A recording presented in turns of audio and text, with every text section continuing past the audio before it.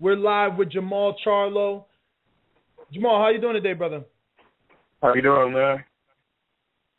Oh, man, we're excited to have you on, man. We would like to thank you for taking the time out to do this interview. We're going to kick it off really quick, and I'm going to pass you over to Joe Habib, our co-host. No Jermall, welcome to the show. Nice to have you on, buddy. How you doing? Thank y'all for having me. No problem. Now, you're on that big card with Angulo and Canelo. Obviously, a lot of exposure. Do you think the winner of your fight and the winner of his fight should fight each other? You think that's only natural? And is that what you're hoping for?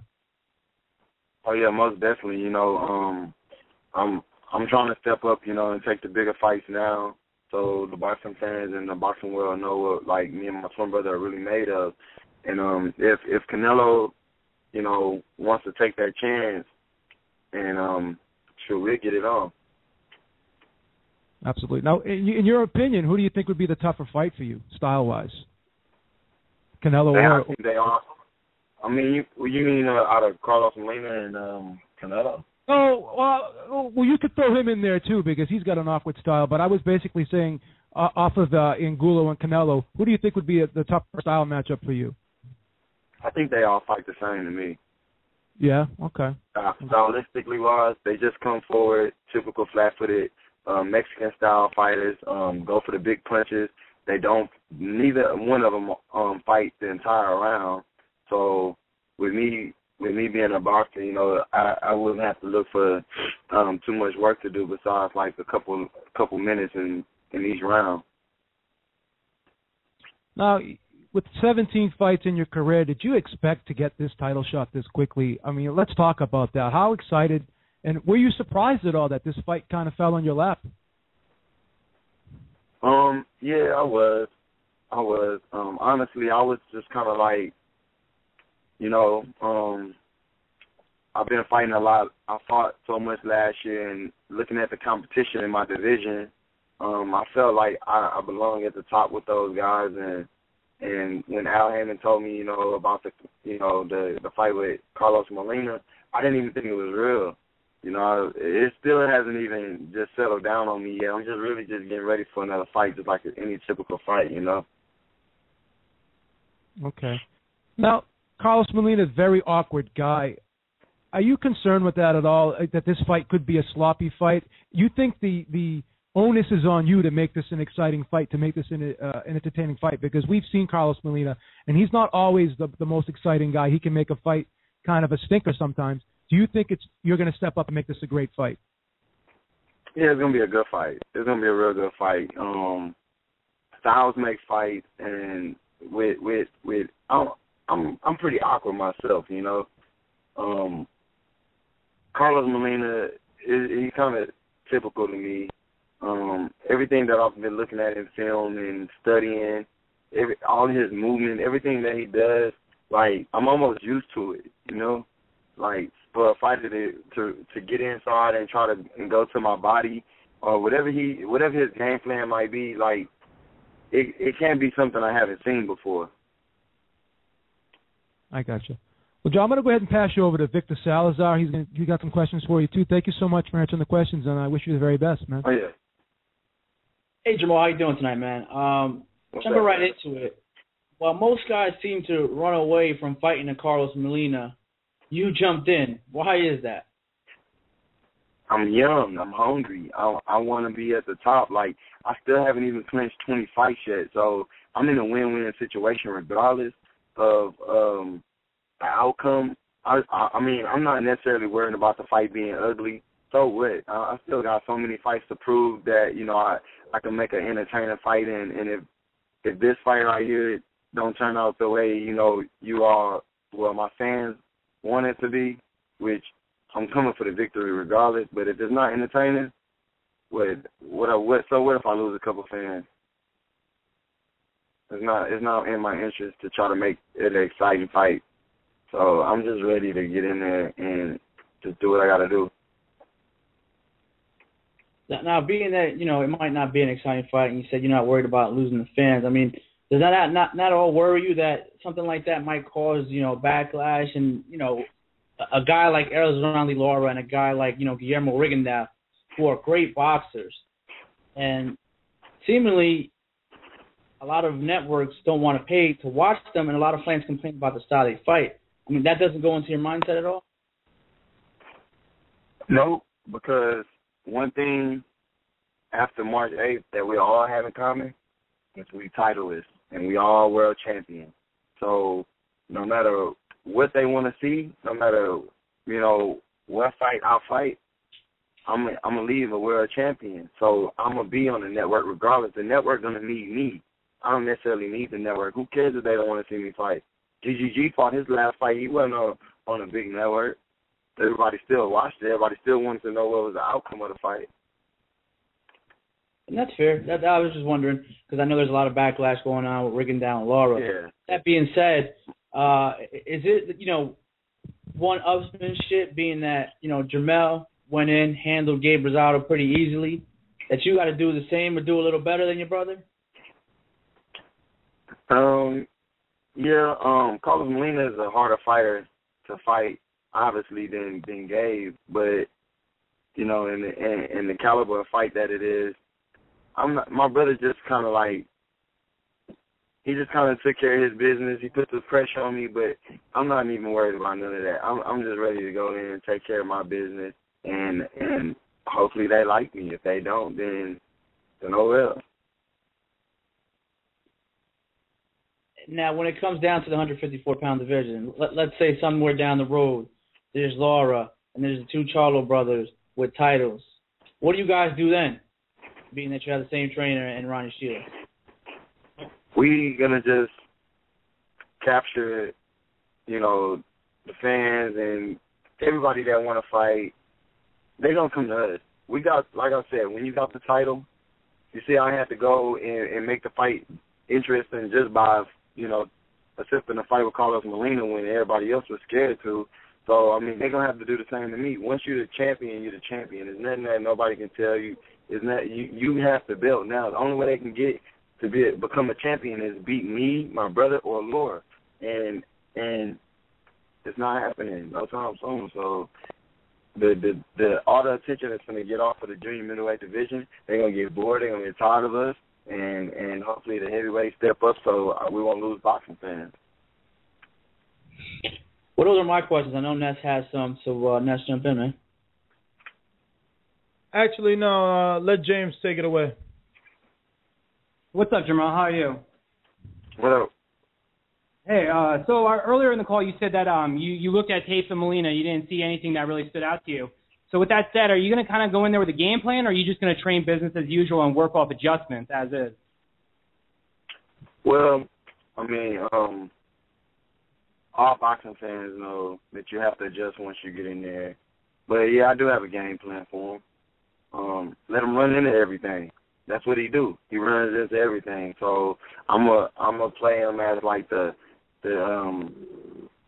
like he's the crash dummy. So we're just gonna set him up, and we're gonna let him knock himself out. Now, last week on the conference call, I had a chance to speak to you too, and then at the end of it, when you concluded, you kind of said something that you respect him a lot, but once that bell rings, it's going to be basically gloves off and you're going at him. Is that how you feel that you are as a fighter, or is it because he's respectful back to you? You're not necessarily going to talk the shit you might normally talk. No, I mean, I normally don't talk the shit to him. Like, I let my natural attributes do what they do. But, Carlos Molina, he's cocky.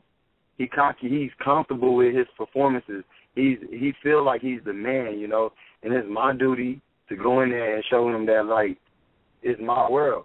And you got to adjust to me, not me adjust to you, like everybody else making it seem, am I, ready for him and all this? No, is he ready for me?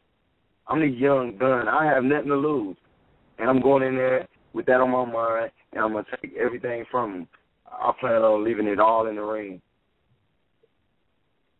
So do you feel that they chose you because they thought you're going to be an easy touch for this fight? Yep. That's exactly what they thought. And that's when the stars born.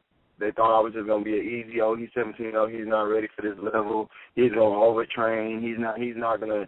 Yeah, that's crazy. I've been around world champions all my life. I've been boxing all my life, and it's just another fight to me. I'm from Texas. We fight the best Mexican-style fighters. So with that said, and then after, if you do get past Molina, you'd be the first to definitively beat him. Because, I mean, let's be real, the Lara one's disputed, and then the Kirkland one's kind of bullshit because we know he was winning most of that fight. So if you get past them, what are you going to be respectful after the fight, or are you going to actually plan to call someone out so you can try to launch yourself into the forefront of that heavy top-loaded division? I'm looking for my belts right now. All I see is Gucci, Louis, Burberry, and all that. I don't see the belts that I'm really looking for to wear. So whoever has them, I'm looking for them. Who has my belt?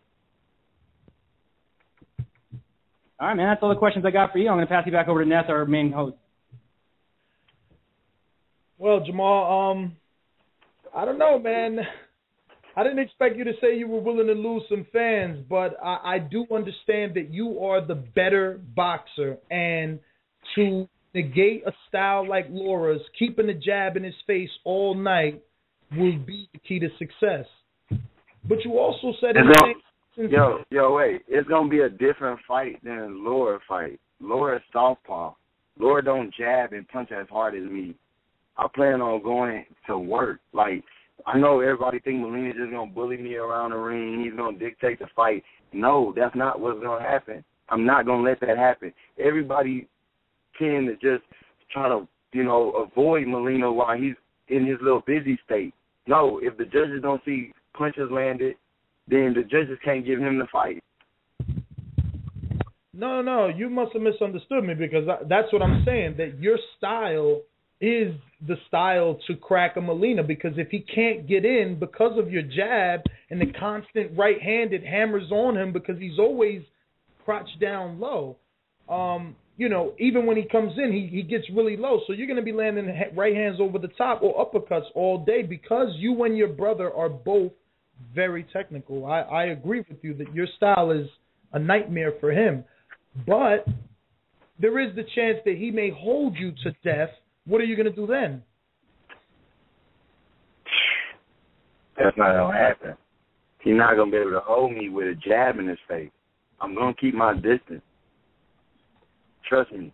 If he do want to hold me to death, I'm going to make sure I get one good solid punch in and let the judges know, look, he held me, but I won that round. I'm going to do enough without saying anything to win the round.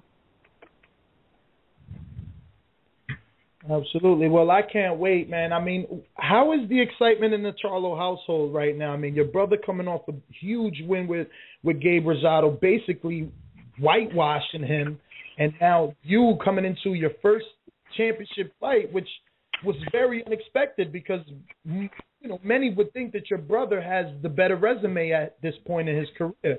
So, I mean, how is the atmosphere in the Charlo household right now? It's amped. It's like, have you ever seen the channel with the lions and then all of a sudden they just drop a nice steak in the middle and we just all going at it? Like, that's how it is in our house right now. We amp, man. The energy is crazy. Like, we feel invincible. Just by my brother doing Gabriel Rosado like that, that just gives me like 50% more confidence than I had before I even signed this fight deal. That I know we can do it. So y'all keep it locked. Y'all keep following me. Man, we're forced to be reckoned. We're going to continue to do what we do because, look, boxing is my life, and I'm going to do what I got to do to feed my family. Now, do you feel that a knockout is a possibility? Because you're the bigger puncher out of the two brothers, and you're also seem to be more aggressive out of the two. So do you think that because of Molina's style and how he crouches down low, there'll be a few knockdowns, if not a knockout? I should be asking you that. What you think? I'm hoping. I'm training for it. That's all I got to say is I'm training for it. I really don't intend on getting banged around and all that good stuff, where everybody thinks that how the fight is going to go. But I mean, I'm trained for it. I train to knock him out, completely out, fall into everything. He's a crash dummy. He's just in my way, and I'm going to get him out of there. Well, I'm hoping, man, because a few of us on this show, as you can see, there's many hosts and many listeners. we have been, basically ringing the Charlo bell for a long time, and you guys have definitely started to come into your own on national television, which is great. You guys have been on Showtime numerous times, and like I said, what your brother was able to do with Gabe Rosado, and now you getting this title shot, taking on a tough guy, because many believe that your stablemate lost to Molina, and you're going in there. I mean, I had the chance to interview Ronnie Shields in the DC card for the Gabriel Rosado fight, and he told me, I asked him, I said, Molina, why Molina? Nobody wants Molina, and he says that he knows that you guys can beat him. Like, Lord didn't do everything that he was supposed to do. Lord didn't do what I'm doing right now. He didn't do it. So I understand why y'all think, that Lord lost that fight. Not only y'all, but the world think that Lord lost that fight or didn't have the upper hand in that fight. And I'm telling you, it's a different fight. It's going to be a different fight. Like, Molina hasn't seen nothing that I have, and I'm ready. Like, it's do or die for me. So I'm going to give it all I got, and I'm going to go hard as I can. Y'all just watch me go to work. From the opening bell to the last bell, I'm ready for every round. Well, Jermall, man, thank you for coming on again. It was a pleasure. We wish you the best. We'll be definitely, live and tuning into that fight. At this time, just give out any social media so some of these listeners here that may not be following you can start to get a little closer to Jermall Charlo. Look, I'm not sleeping on Molina. I want everybody to know that. I'm training my ass off out here in Houston. Y'all keep it locked. Follow me follow me on Twitter at The Future of Boxing. Follow me on Instagram, wherever you have a social site at. If you want an interview, hit me up. I'll tell you just like it is. The Charlo brothers, we here to take over. Done deal. All right, thank you.